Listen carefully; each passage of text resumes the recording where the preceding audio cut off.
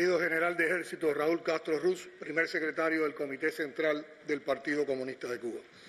Compañero Machado, comandantes de la Revolución, presidente Lazo, queridas diputadas y diputados.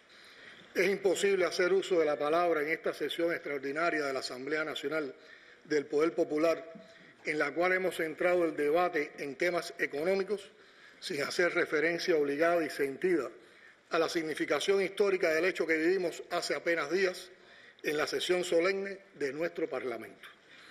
José Martí, aunque no lo vivió, describió los acontecimientos del 10 de abril de 1869 con palabras que 150 años después impresionan todavía. Por él conocemos mejor la historia de ese pequeño pueblo, donde aquel día anidó la semilla de la nación y que inscribió su nombre en la memoria del país al transitar en apenas un mes de la cumbre a las cenizas. Habían pasado 23 años cuando se publicó en Patria lo siguiente, y cito solo fragmentos. Guaymaro libre nunca estuvo más hermosa que en los días en que iba a entrar en la gloria y el sacrificio. Las familias de los héroes, anhelosas de verlos, venían a donde su heroísmo por ponerse en la ley iba a ser mayor. Como novias venían las esposas y las criaturas, como cuando les hablan de lo sobrenatural. Era que el oriente y las villas y el centro de las almas locales perniciosas componían espontánea el alma nacional y entraba la revolución en la República. Fin de la cita. Es imposible encontrar palabras más perfectas que la de Martí para describir aquella composición del alma nacional cuando entraba la revolución en la República. Evaluando los hechos y el papel de los hombres en ellos, sentenció el apóstol en 1892. Ni Cuba ni la historia olvidarán jamás que el que llegó a ser primero en la guerra comenzó siendo el primero en exigir el respeto de la ley. Ni Cuba ni la historia podemos repetir nosotros hoy. Olvidarán el acto del pasado miércoles 10 y sus enlaces con aquel acontecimiento que nos definió como nación. Un 10 de abril, siglo y medio atrás. Nuestro general de ejército, que fue de los primeros en la guerra, ha sido también el primero en proponer, conducir y exigir la actualización imprescindible de la ley por respeto a ella. No tendrán los cronistas de este tiempo el desafío, superado brillantemente por Martí, de narrar las duras contradicciones entre los héroes fundadores. Precisamente, gracias a 151 años de batalla por la emancipación, es que ese día no discutimos, sino proclamamos. No nos tocó tampoco, como sí a los héroes fundadores, construir gobierno antes de conquistar la libertad. Primero la libertad fue rescatada y sostenida por más de una generación de revolucionarios en arduos años de creación y resistencia. Así que la Constitución que recién proclamamos tiene una gran historia. Su raíz está en aquella primera que nació peleando del seno de la República en armas y luego se afirmó en otras 3 constituciones durante la guerra para volver a nacer en 1901 en las peores circunstancias de una asamblea maniatada por la intervención yanqui. En 1940, otra constitución, conquista de varias generaciones de cubanos, fue festejada sin llegar a cumplirse y fue violada y sepultada por un déspota, pero al morir encendió la chispa de una revolución destinada a cumplir sus mandatos de justicia fundamentales. Muchos años después, en 1976, el pueblo plasmaría sus anhelos más radicales en otra constitución, la primera socialista, que tras algunas reformas nos trajo hasta la Carta Magna que se ha proclamado este 10 de abril, justamente en honor a esta historia. Siempre digo que la Constitución recién proclamada es robusta, porque se nutrió de esa historia de intensa búsqueda de la guía nacional que hemos descrito brevemente y también de los más recientes y largos meses de análisis, debates y ajustes que involucraron en su construcción a la mayoría del pueblo, el mismo que luego la respaldó en referendo de modo irrefutable. Un paralelo entre aquel histórico 10 de abril y el de hace 3 días apunta a otros enlaces vitales. No necesitamos en nuestro acto decidir sobre las banderas, porque ya en 1869 se escogió la del Triángulo Rojo, la que orgullosa lució en la pelea, sin pueril ni romántico alarde, y al cubano que en ella no crea se le debe azotar por cobarde, como aprendimos con los versos insuperables de Bonifacio Wirtgen. Tampoco seguirá que una mujer reclamó ahora el lugar que su género merece. De Ana Betancur a Vilma Espín es infinito el aporte femenino a la revolución. Y se ha hecho por fin justicia. Las mujeres son mayoría en este Parlamento, como en todo lo importante en nuestra sociedad. Pero hay otras circunstancias que igualan los momentos de entonces y de ahora. Cuba entera, como Guaymaro hace 150 años, tiene a un enemigo tenaz y codicioso acechando cerca. Y así como el ejército español se lanzó con odio sobre Guaymaro un mes después de aquel día hermoso de la primera Constitución Nacional, el imperio vecino amenaza otra vez con lanzarse sobre Cuba. Y de hecho se lanza todos los días con medidas insensatas que escalan en agresividad y en saña. La respuesta de Guaymaro al asalto español, como antes la de Bayamo, fue el incendio de todo lo que no podía ser defendido. Y eso también lo describió Martí como si lo hubiera visto.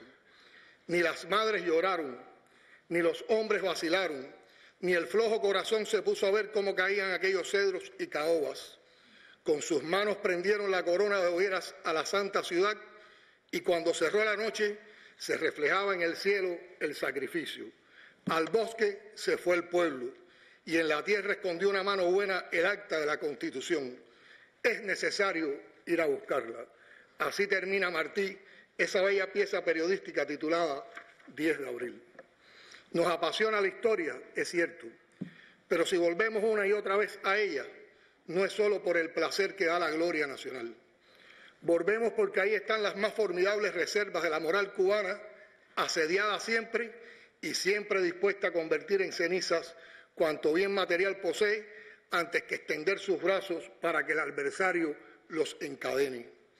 Lo que Martí pidió ir a buscar en 1892 es esa entrada de la revolución en la República, que siempre tendrá tareas pendientes. En nuestro caso, se trata de la permanente batalla por sostener la soberanía y alcanzar toda la justicia con la mayor suma de prosperidad posible. La actual administración estadounidense, que desprecia el multilateralismo y ha decidido regresar al mundo a sus peores tiempos, utilizando las más impúdicas amenazas, con injerencia insolente y constantes ultimátum que incluyen la posibilidad de invasiones, ha declarado públicamente más de una vez su propósito de destruir cualquier alternativa de desarrollo diferente al capitalismo salvaje que intente desarrollarse en la región. Venezuela, Nicaragua y Cuba son las naciones cuyos procesos políticos no aceptan los monroístas de la administración Trump. Ellos, impedidos de cumplir con sus promesas electorales de recuperación de la industria y la grandeza nacional estadounidense, se hunden en un pantano de mentiras ridículas, al asegurar que 3 naciones latinoamericanas que luchan por superar el subdesarrollo heredado amenazan al poderoso imperio. Contra Venezuela se han empleado a fondo, repitiendo el guión de sus criminales agresiones a Cuba desde los primeros años de la revolución, incluyendo el terrorismo de Estado y el chantaje a otras naciones para quebrar la unidad regional. La novedad está en las tácticas de guerra no convencional que van de lo simbólico a lo real, desde las llamadas fake news, mentiras envueltas en falsos trajes noticiosos, hasta sabotajes a las redes informáticas que sostienen la vitalidad del país. El imperio literalmente corta la luz y el agua a los venezolanos, al mismo tiempo que sus voceros y el títere de turno se rasgan las vestiduras ante el mundo porque el gobierno bolivariano rechaza la falsa ayuda humanitaria. Hipócritas, criminales, ladrones del Tesoro Nacional venezolano, no hay otra forma de calificar a los que tratan de rendir por hambre y carencias al mismo bravo pueblo al que le roban sus recursos financieros mientras afilan los dientes para devorar las riquezas con que la naturaleza dotó en abundancia a esa hermana nación colocada por Bolívar y Chávez en un lugar de honor en el mapa de América por su contribución a la independencia del continente. No podemos subestimar la escalada de estas agresiones. Más allá de las amenazas típicas de los mercaderes de la política, con el ascenso a cargos decisorios de políticos falaces, mediocres y criminales, ha crecido la persecución financiera y el bloqueo comercial contra Cuba. Ellos han hecho retroceder hasta el peor nivel las precarias relaciones con nuestro país, fabricando falsos incidentes acústicos, canalizando fondos millonarios a la contrarrevolución y la subversión política, armando listas mendaces y espurias, intentando activar la odiosa ley Hart-Burton, que pretende devolvernos al principio de esta historia, cuando éramos una nación esclava de otro imperio. Este año se han esmerado en darnos plazos con la posible aplicación del título 3 de la Ley de la Esclavitud, como en realidad debía llamarse. Lo han hecho año por año desde 1996 con estilo de perdonavidas. Ahora lo aplazan por un mes o por unos días con arrogantes amenazas, como quien sostiene sobre todas nuestras cabezas una espada capaz de cortarlas si no nos rendimos. ¿Qué es la Hart-Burton toda sino el bloqueo de 60 años convertido en ley? ¿Qué más pueden hacernos después de 60 años de persecución, agresiones y amenazas? El pasado 10 de abril, el primer secretario del Partido Comunista de Cuba, general de ejército Raúl Castro Ruz, aquí expresó: hemos venido alertando sobre la conducta agresiva que el gobierno estadounidense ha desatado contra la región de América Latina y el Caribe. Lo hace en nombre de la doctrina Monroe, con un arrogante desprecio macartista hacia el socialismo, la libre determinación y los derechos soberanos de los pueblos de la región. Fin de la cita. Como él nos ha alertado, a todas luces se busca estrechar el cerco contra la soberanía cubana, recrudeciendo el bloqueo y en especial la persecución financiera. Se obstaculizan los créditos y los financiamientos de terceras naciones por presiones de Estados Unidos, mientras internamente aún arrastramos los fardos de la ineficiencia administrativa, la mentalidad importadora, la falta de ahorro y los insuficientes ingresos por exportaciones, entre otros males de los que no podemos excluir las manifestaciones de corrupción y las ilegalidades inaceptables hoy, como siempre, en la revolución. Situados frente a ese mapa de tremendos retos, corremos el riesgo de creer que no hay salidas. Pero la historia tiene algo que decirnos. Fidel, Raúl, Almeida, Camilo, Che, la generación de nuestros padres y abuelos enfrentaron con menos experiencia e incluso con menos recursos momentos más graves y oscuros y salieron victoriosos. La historia nos enseña que cuando hay una estrategia correcta, cuando existe unidad de objetivos y sentido de nación, todos los obstáculos pueden ser derribados. Los difíciles escenarios que he descrito sobre el momento actual nos plantean dos prioridades absolutas: la preparación para la defensa y la batalla económica al mismo tiempo. La estrategia es trabajar sin descanso con alternativas ya diseñadas, sin abandonar ni un solo de los objetivos planteados en función de un mayor bienestar para nuestro pueblo. A quienes desoyeron con soberbia y desprecio el llamado para que el mundo se abriera a Cuba, responderemos demostrando que sí escuchamos su apelación y nos abriremos cada vez más a quienes actúan soberanamente en el interés de promover y desarrollar políticas comunes a favor de la supervivencia de la especie humana, como lo defendió Fidel en la Cumbre de la Tierra en 1992. Esa filosofía nos mueve cuando orientamos la reflexión y el debate sobre temas económicos. Hoy hemos evaluado la marcha de la implementación de los lineamientos y es muy importante la información que se ha dado porque nos esclarece a todos en cuanto a la intensidad y la complejidad del trabajo hecho y especialmente de lo que queda por hacer. No es poco realmente lo que se ha implementado en la última década, 206 políticas a razón de 20 por año.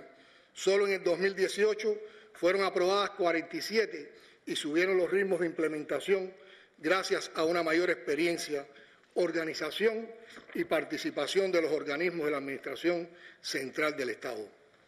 Un seguimiento permanente del partido y el Gobierno a la implementación a través de la marcha de los programas fundamentales nos ha permitido distinguir los resultados y experiencias negativas y su análisis diferenciado no solo nos ha facilitado corregirlos, sino que ha evitado la repetición de errores, tal como nos los ha indicado el primer secretario del partido. Se precisa más detalle en la preparación, organización y capacitación de cada proceso, experimento o procedimiento, y también de las personas involucradas en ellos. Defendemos igualmente que haya juristas incorporados desde la concepción misma de las políticas en el diseño de las normas legales, de manera que éstas sean coherentes con los objetivos fundamentales y que inmunicen a nuestro aparato estatal frente a las distorsiones que puedan generar el voluntarismo y la improvisación.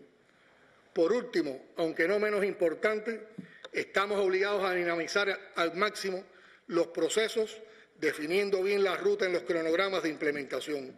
Hasta ahora no lo hemos logrado.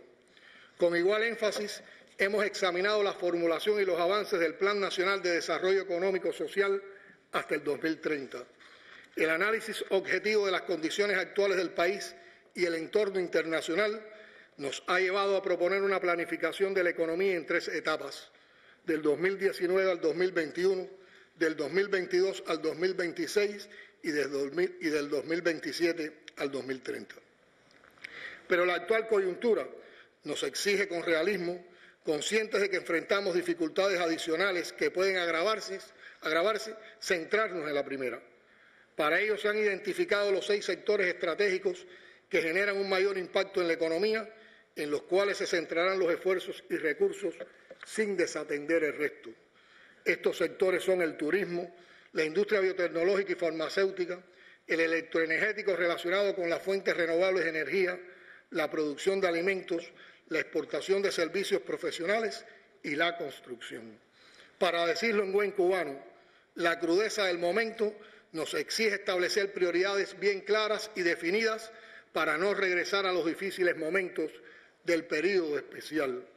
Hoy tenemos como fortalezas una economía más diversificada e insertada internacionalmente, desarrollo turístico de la industria biotecnológica y farmacéutica, mayores potencialidades para las exportaciones, superiores capacidades constructivas, redes hidráulicas, transporte y comunicaciones y reservas en el ahorro y la sustitución de importaciones que es preciso aprovechar más. Nos proponemos desarrollar una gestión de gobierno con una administración pública y empresarial más eficientes, con menos trabas y burocracia, con mayor transparencia y participación, con un vínculo directo y permanente con las bases sociales, con una más eficaz comunicación social, mayor informatización, más investigaciones científicas afincadas en las demandas y necesidades y un rol más activo y de mayor impacto de las universidades en la economía y la producción. Con el fortalecimiento de la empresa estatal socialista, que es nuestra mayor fuerza productiva, con el oído atento a quienes tienen conocimientos y experiencias que aportar, con visitas constantes a los territorios y comunidades, con un profundo y ágil ejercicio legislativo, con mayor autonomía para los municipios y un seguimiento sistemático a quienes aseguran los programas de desarrollo. Sin temor al cambio, quitando todos los días un pedacito a los problemas, aprovechando al máximo las fortalezas de la dirección colectiva y defendiendo con disciplina y compromiso las orientaciones de nuestro partido, librando una batalla ética permanente contra la corrupción y las ilegalidades, ordenando y fortaleciendo las formas de gestión no estatales, reanimando nuestras comunidades, instalando la belleza y la cultura del detalle como prácticas de vida, rindiendo cuentas al pueblo y estimulando su participación indispensable en la solución de cada problema, sistematizando las mejores prácticas, venciendo la inercia de los cansados, contagiando entusiasmo y optimismo a los comprometidos, entendiendo que la belleza del peor momento está en el tamaño de los desafíos. Es infinita la lista de tareas, pero quiero detenerme en las que exigen acción más inmediata y convoco a todos a acompañarnos al asumirlas. En primer lugar, la actualización del plan de la economía para las situaciones más complejas. Nos corresponde poner en marcha de inmediato medidas económicas pendientes que tienen que ver con demandas y necesidades, con la reorganización del comercio interior, con el funcionamiento del sistema empresarial, las cooperativas agropecuarias y no agropecuarias y el trabajo por cuenta propia. La agricultura, las producciones exportables, el turismo, la sustitución de importaciones, la inversión extranjera y el encadenamiento productivo con toda la producción nacional posible estarán en el centro de nuestras acciones como gobierno. Ahora más que nunca es imprescindible ahorrar y controlar bien los recursos, fundamentalmente los energéticos, para que su uso aporte mayores rendimientos. Gestionar adecuadamente los créditos y diferentes formas de financiamiento con más hincapié en las inversiones. En estas circunstancias es imprescindible atender y aprovechar todo el potencial presente en los recursos humanos y la fuerza de trabajo calificada con que contamos. Seguiremos avanzando en el proceso de informatización de la sociedad y trabajando intensamente para mejorar los abastecimientos alimenticios, la vivienda y el transporte, la calidad de los servicios, aún en medio de las asfixiantes persecuciones financieras que hacen particularmente difícil y a veces imposible la importación de bienes y recursos de primera necesidad.